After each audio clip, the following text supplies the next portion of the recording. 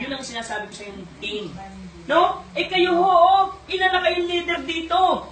Kahit 1 taon, 2 taon, maka-invite lang kayo ng 4, 5, iwan ko naman sa inyo pag hindi pa kayo nag-grow dito.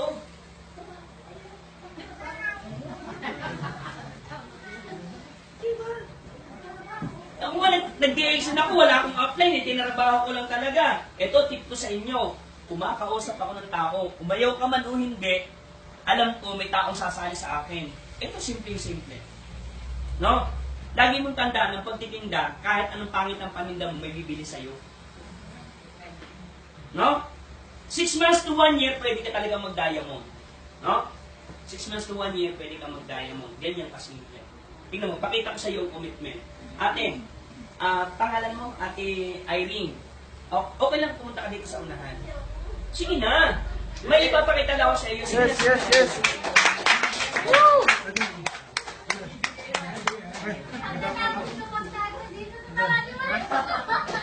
Hindi, okay lang. Sige na. Okay lang. Hindi, wala. Sige. May paiibalin ko lang itong commitment kung bakit kung gagawin ng next year. Simple lang to. No?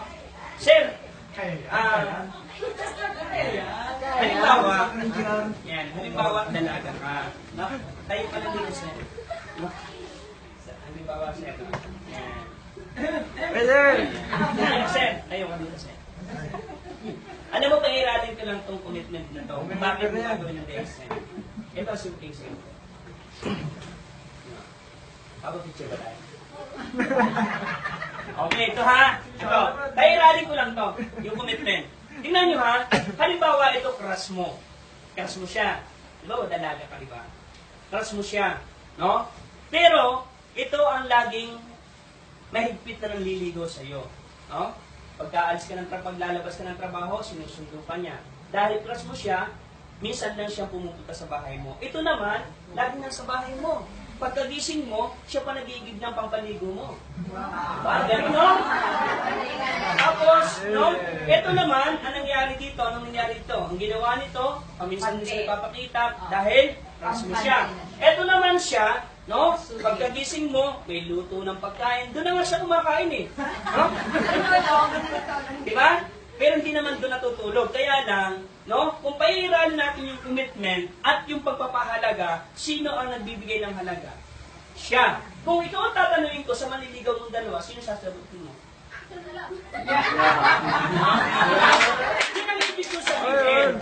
Kung gusto mo pa ng yumaman, kailangan magbigay ka ng time para sa pag-DXN. Hindi yung mas marami ng time mo sa sarili mo kaysa DXN. Diba? Sige, una kayo.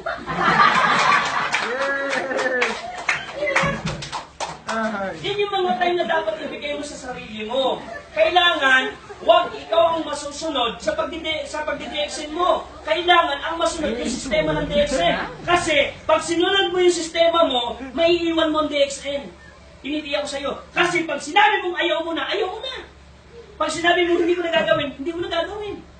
Lalo't ikaw, halimbawa may nakita kang mali sa DXN, walang perfect na company. Walang perfectong tao, pangalan ko lang yun. Diba? Pero walang perfectong tao. O, taas ang kamay na hindi nagkasala. Wala makakapagtaas kasi lahat naman nagkamali. Diba? Nagkasala. 6 months to 1 year, pwede ka mag-diamond. At higit sa lahat, focus ka sa 1,000 PB to 3,000 PB. Marami magsasabi sa'yo ganito. Marami manliligaw sa ibang company. Sasabihin sa'yo, matagal na yung DXN. Hindi ka yayaman dyan. Dito ka na sa amin. Binomotivate ka lang ng apply mo para yumaman siya sa DXN. No! Sabihin mo ganito.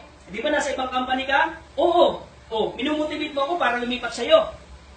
Di ba ganun lang? At lagi mong tandaan, pag yung ibang tao may ibang company, magsasabi ba ng maganda yan sa DXN? Siyempre hindi. Pwede ba niya sabihin yan? Alam mo, ang ganda ng DXN. Ang pangit ng company ko. May ganun ba? Kahit nga panis yung product mo, ipagpilitan mong masarap eh.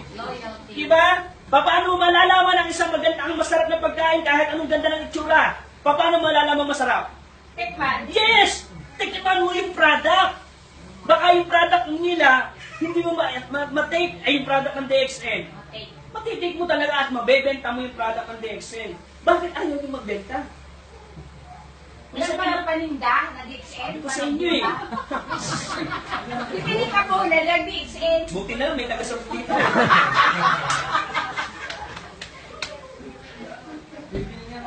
Di ba? Alam mo, saan mas mabilis ang pag-angat? 1,000 PB o 10,000 PB? Alam mo, mas mabilis ang pag-angat nang ikaw ay gumagana agad ng mas mabilis. Ito pa. No? Focus ka sa DXN. Huwag yung sasabihin ng isang upline mo, sasabihin ng iyong mga kaibigan, okay lang yan. Kahit member ka ng DXN, hindi pa member ka sa amin. Kahit dalawang ginagawa mo, okay lang. Mali. Di ba? Eh, ikaw kaya, kung dalawang asawa mo. You cannot serve O, di ba?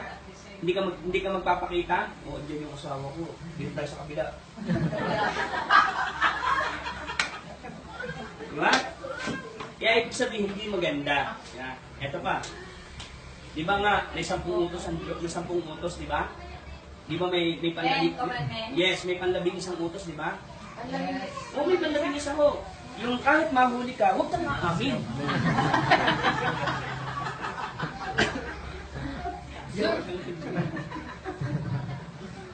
Eto ba?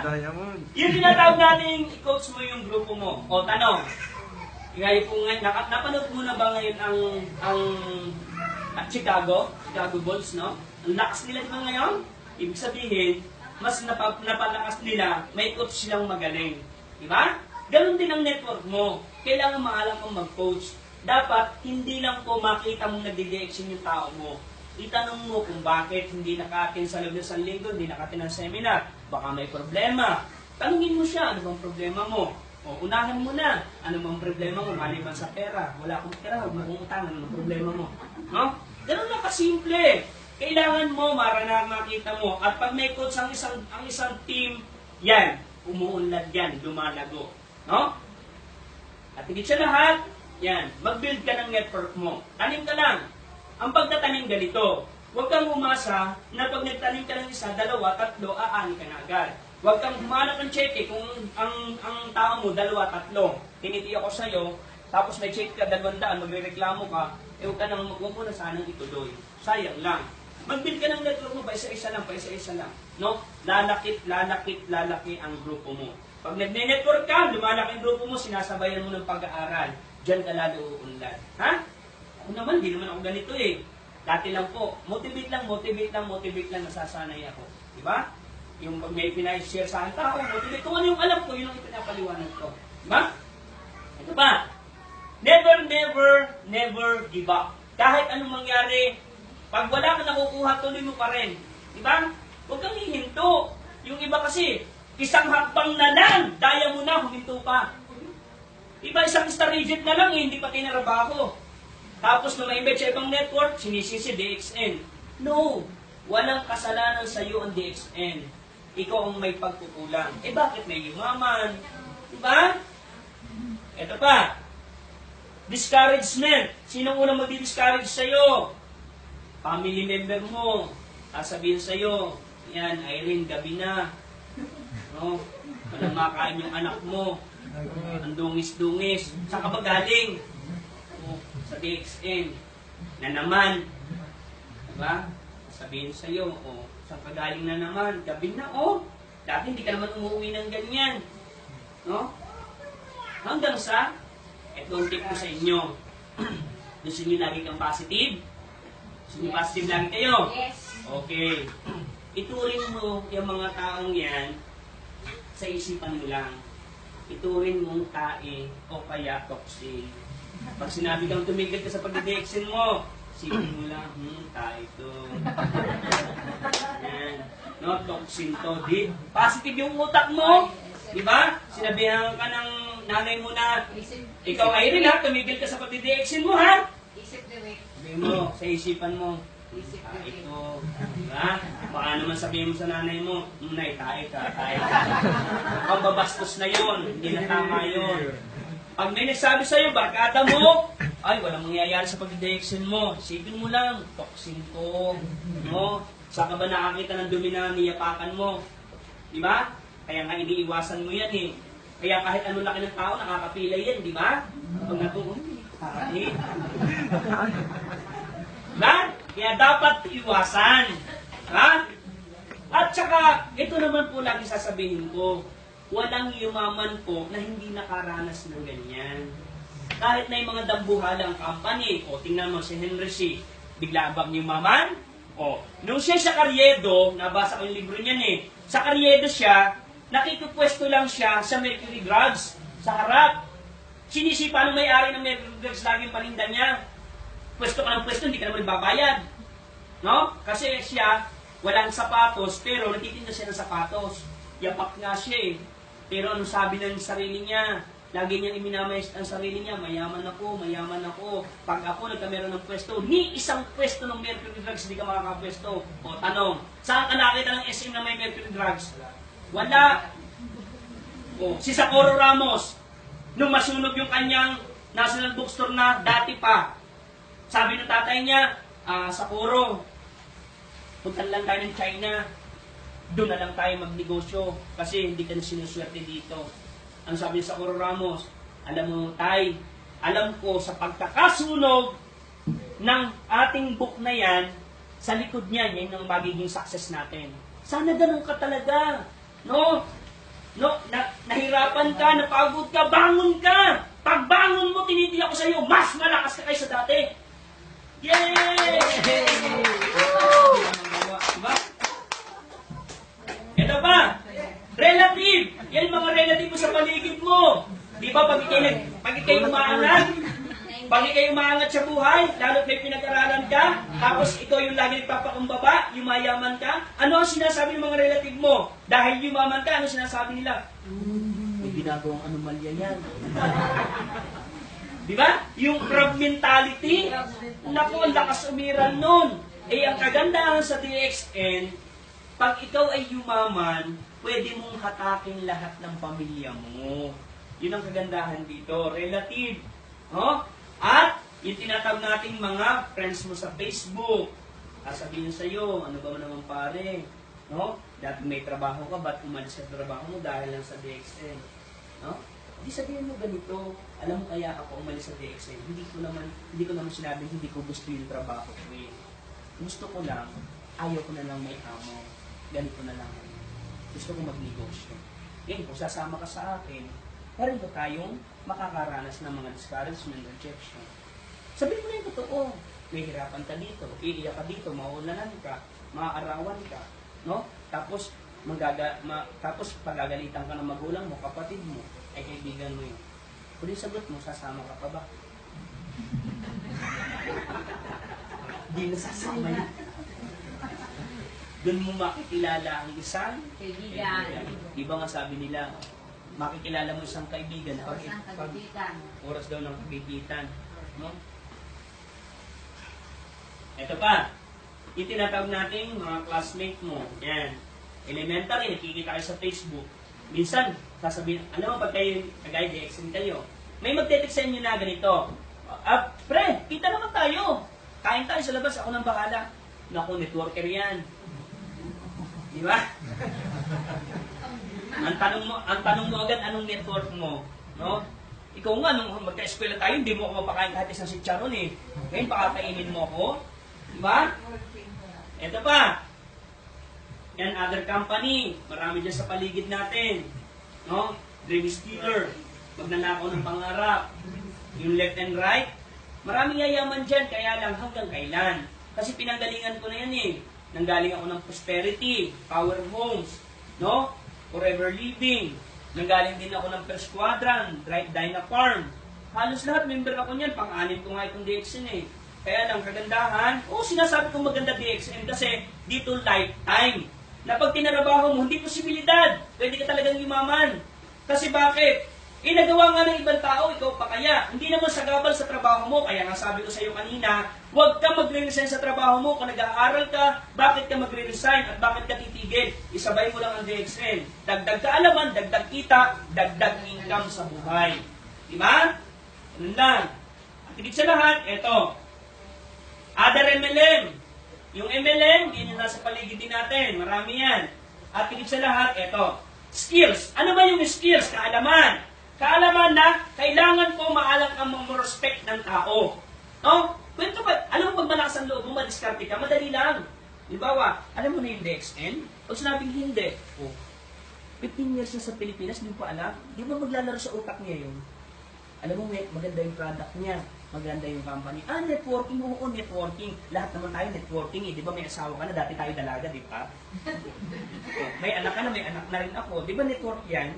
No? Makisabay ka na, kasi in na yan ngayon at malaki ang kitaan dito. Di ba, ganun na. Maalam ka mag-prospect ng tao, kung mag-usap ka lang. Halimbawa, si Irene. Yan. No? Si Irene, halimbawa, sexy. Ngayon, may kakilala mo ate si Irene. Di sabihin mo kay Irene, halimbawa, may kaibigan kang ganyan. Irene. No? Ang ganda mong manamit.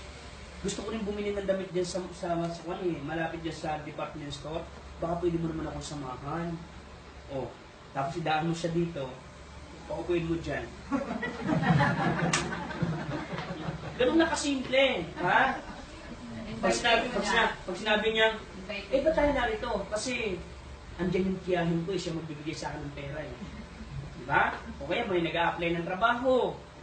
Kumbisihin mo lang. May applyan doon ng trabaho. Pag nadala mo na dito, sarado mo yung pinto, paupuin mo dyan. Dito mo ilagay.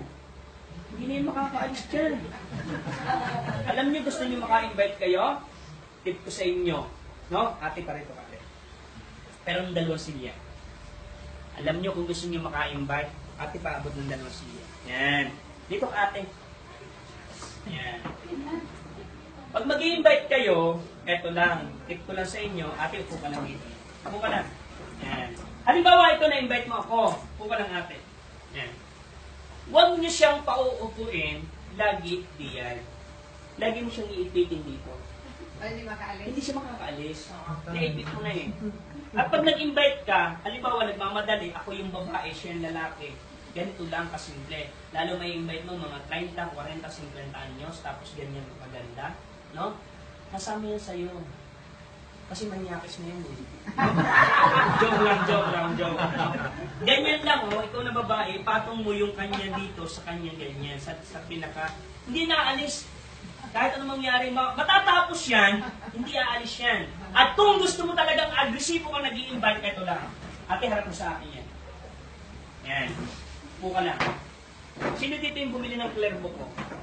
May bumili dito ng Clerbo ko eh. Ay. Sino? Saan? Yan. May Clerbo ba?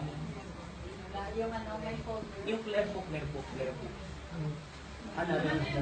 Organizer? Clerbo. Yung binili sa akin. Hindi natin sa akin yung sa kulay green. Natin sa kulay green. Alam nyo, madali lang naman mag-invite ng tao eh. Nasa proseso lang naman yan eh. Ayan. Okay. Alam, ginagawa ko talaga to kahit na ako daya mo na po. Kasi yun ang natutunan ko eh. Eto. Gusto niyo maka-invite talaga, kahit dyan sa pag kayo mag-i-invite po sa Jollibee, huwag po niyong hahayaan na siya ay nandito at nakaharap sa pintong may pumapasok. Talo ka. Nagpapaliwanag at tumitingin siya sa pinto. Laging siya nakaharap sa iyo. At kung ano yung pinakagilid, doon dapat kayo nakaupo. No? Halimbawa, Jollibee. No? Siya na dito, ikaw na dito. Sino nakikita? Diba ikaw lang? Na ipapaliwanag mo man maayos yung business mo. Ngayon, kung ito, halimbawa, no? Sige ate, upo ka na doon. Ganito lang kasimple. Kung gusto mong matutunan, mag-invite ka ng ganito. Madali lang idea to. Halimbawa, ito, first timer mo. Simple lang. Pag napaliwanagan mo to, harapan mo. Kung ito nagmamadali, madali lang to. Buklatin mo ang clearbook mo at ganito sabihin mo, alam niyo ma'am, napakaganda po nito. Picture! Diba? Ganito lang. Picture mo ko? Picture. Paano ba?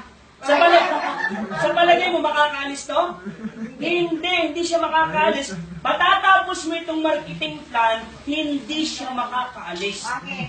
Kasi, makakaalis ka ba? Yan nakapatong na to? Oh, picture! Picture ba? Alam mo, sabi ko nga sa inyo, mas maganda kung umaattend din po kayo ng mga training na malalaman. Oo. Patong-patong. Kasi, mas madaling maintindihan pag ginanyan mo. Pero pag papaliwanag mo ako ganyan, pwede yung magmadali at tumayo. Pero kung halimbawa, paalis yan, tapos nagbubugamot, patong mo, sanap niya. Tinitiyak ko sa'yo, matatapos ang BOM mo, hindi makakaalis yan. Tatanggalin mo. Hindi. No, Mahiya mahiya siya. Mahiya naman talaga. Tama ka. Mahiya siya. Correct. Kahit professional siya, mahiya Oo, siya. lahat na siya. Prospecting. Ito pa. Yung tinatawag nating retailing, yan, tinuro ko sa inyo kung paano kayo mag-retail. Nasa sa inyo kung paano po kayo mag-retail. At higit sa lahat, eto, training. Atin po kayo ng attend ng training. Pag may request, alam nyo si Ate Emmy, sinabihan ko siya na mag-request ka ng mag-request buwan-buwan ng mga speaker ng head office. Kasi hindi naman masama yung buwan-buwan naman yun eh. No? Binibigyan kita ng idea, ate. Tapangan mo. Kailangan ko ng mga speaker dito. Ganun. Hindi ikaw yung bang makaawa. Karapatan nila ang magbigay ng speaker. No? Karapatan nila magbigay ng speaker. Kasi meron kang center. Iba? Iba kasi pag matapang ka. Pero pag sinabi mo, bigyan mo ako ng speaker dito. Sasabihin sa'yo, saka na lang. Eh kung tatawagin mo, Juliet, kailangan ko ng speaker dito, lumalaki na grupo ko dito. Bigyan mo naman ako buwan ng speaker dito. Kailangan ko. Ewan ko sa'yo pag hindi umuwi yun. Eh hindi. Bigyan mo ako ng speaker. Hindi ate, dapat maging matapang ka talaga. Ito yun. Matapang ka dapat. Kasi nga, hindi formal. Huwag lang ako nakapansin. Huwag lang ako nakapansin ng request mo, ha? No? Marami mas magagaling, no? Chotoboro, Willie Mercado, dami doon. Okay. Saka, talaga sa'yo, babalik ka. I-apply mo na mas mabilis. Apply nyo na mas mabilis. Yan. Nice dress. Yan. Pag kayo po'y kulang sa budget, nice dress, bili naman kayo ng ukay-ukay. Marami naman ukay-ukay dyan eh. Diba? Oo, totoo yun. Yung mapipili mo sa ukay sa department store na 200, aba nung slip na yun, 3 na yun sa ukay-ukay. Mga pantalon. Sabi pa nung iba, eh dito, pasensya ka na, hindi ako bumili sa ukay-ukay kasi damit ng mga patay yun eh. Okay lang yun. Eh kung negosyante ang namatay, di nahawakan ka pa? Talaga, tama. Ganun lang kasimple. Nice dress, di ba? Tapos aura ka ng mas gwapo. Kung dating lagi kang pipitsugin, aba, lagi ka dapat naka-gel. O, hindi ka na nag-t-shirt. Mag-t-shirt